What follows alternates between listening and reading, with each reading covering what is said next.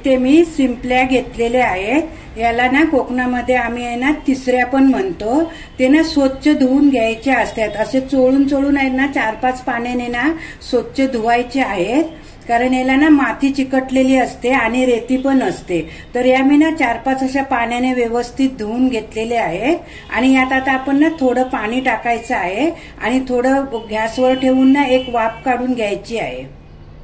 Gas medium करून आहे ना आपण या थोडे एक वाफ येईपर्यंत, आणि ना शिंपल्या आहेत ना ह्या उघडतात मग वाफ आली काय, त्याच्यामुळे ना गॅस कमी ठेवायची आहे आणि झाकण ठेवायचं नाहीये। शिंपल्याला ना एक उकळ आलेली आहेत आणि शिंपल्या हे बघा अशा उघडलेल्या पण आहेत। आता आपण ना गॅस बंद करून ना थंड करण्यासाठी ठेवून देऊया। वाटपासाठी लागणारं साहित्य पाहूया। इथे मी 10 ते 12 ना लसूण घेतलेले आहेत। एक मोठा कांदा उभा चिरून घेतलेला आहे।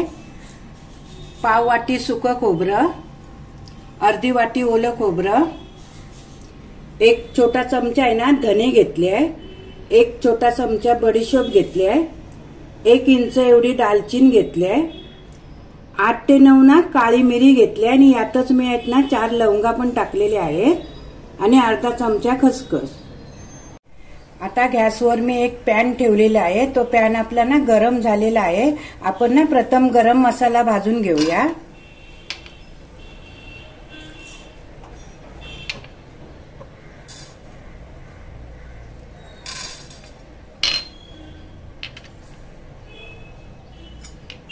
गरम मसाला आहे ना जास्त पण भाजायचा नाही, फक्त थोडा गरम होईल ना एवढाच भाजून घ्यायचा आहे। गरम मसाला व्यवस्थित असा भाजून झालेला आहे। आता आपण ना एका डिश मध्ये थंड करण्यासाठी काढून घेऊया।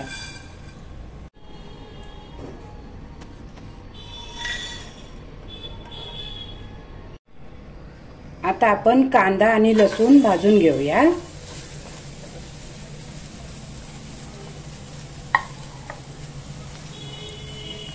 त्यात आपण ना 2 चमचे तेल टाकायचं आहे। कांदा छान गुलाबी होईपर्यंत ना भाजून घेऊया। आता कांदा आणि लसूण ना छान असा भाजून झालेला आहे। आता यात आपण ना ओलं खोबरं टाकून घेऊया।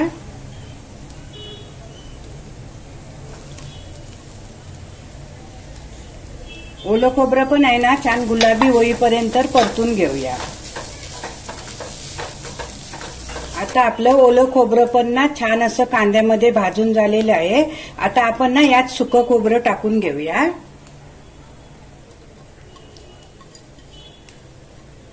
हे पण ना थोडं असं आपण छान असं परतून घेऊया। आता वाटप सर्व छान असं भाजून झालेलं आहे। आता आपण ना गॅस बंद करून घेऊया आणि थंड करण्यासाठी डिश मध्ये काढून घेऊया। आता वाटप पूर्णपणे थंड झालेला आहे आणि आपण गरम मसाला जो घेतलेला आहे ना तो आपला कसा आता गरम मसाला अख्खा आहे, त्यामुळे ना आपण गरम मसाला पहिला वाटून घ्यायचा आहे। त्यानंतर हे वाटप टाकून आहे ना थोडं पाणी टाकून बारीक असं आपण वाटून घेऊया। आता आपलं वाटप बारीक असं वाटून झालेलं आहे। शिंपल्या आहेत ना मी ताटात काढून घेतलेले आहेत, त्या थंड झालेले आहेत आणि पाणी आहे ना हे शिंपल्यांचं ते आपण ना गाळून घ्यायचं आहे। गाळणीने ते आपण त्या शिंपल्यांसाठी वापरायचं आहे। आता आपण ना हे एक शिंपली आहे ना अशी काढून घ्यायची आहे। जे मांस आहे ना ते आपण शिंपली अशी अख्खी ठेवणार आहोत।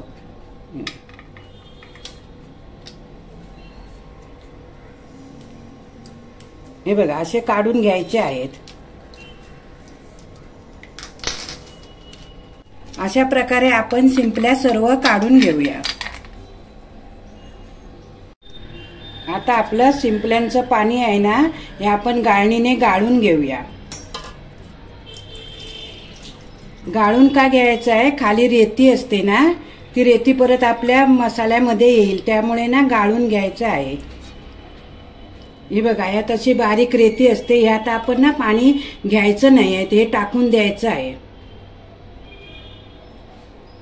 आता गॅसवर आपण एक कढई ठेवलेली आहे, त्यात आपण ना 4 चमचे तेल टाकून घेऊया। तेल चांगलं गरम करून घ्यायचं आहे। आता आपलं तेल चांगलं गरम झालेलं आहे। बारीक चिरलेला कांदा टाकून घेऊया। तो पण छान नरम होईपर्यंत ना परतून घ्यायचा आहे।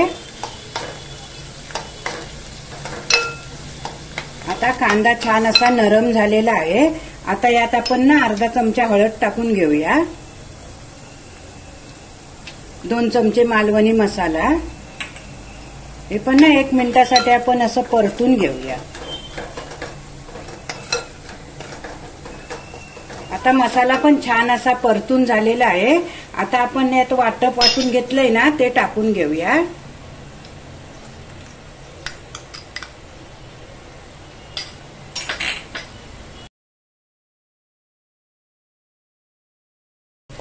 तेल सुटेपर्यंत छान असं परतून घेऊया।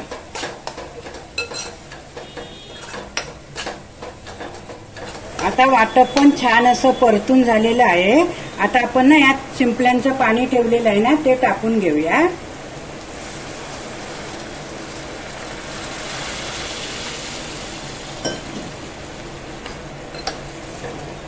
यात आपण चवीपुरतं मीठ टाकूया।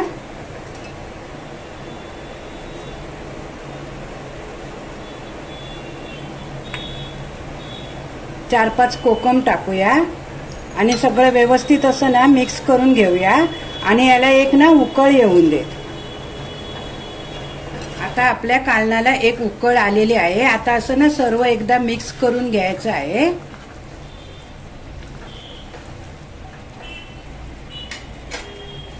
आता आपण यात ना शिंपल्या सोडून घेऊया।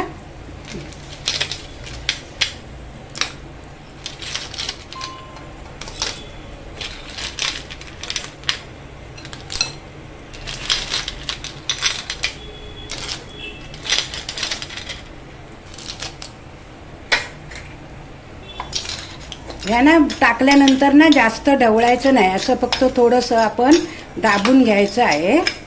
हे बघा, हे आता ना 5 मिनिटं एकदा शिजवून घ्यायचं आहे, जास्त शिजवायचं पण नाही आहे। आता आपली 5 मिनिटं झालेली आहे, छान अशी उकळ आलेली आहे। आता आपलं मालवणी पद्धतीने शिंपल्यांचं कालवण तयार आहे। आता आपण गॅस बंद करून घेऊया। तुम्हाला जर ही रेसिपी आवडली असेल तर व्हिडिओला लाईक करा, शेअर करा आणि माझ्या चॅनलला सबस्क्राईब करा।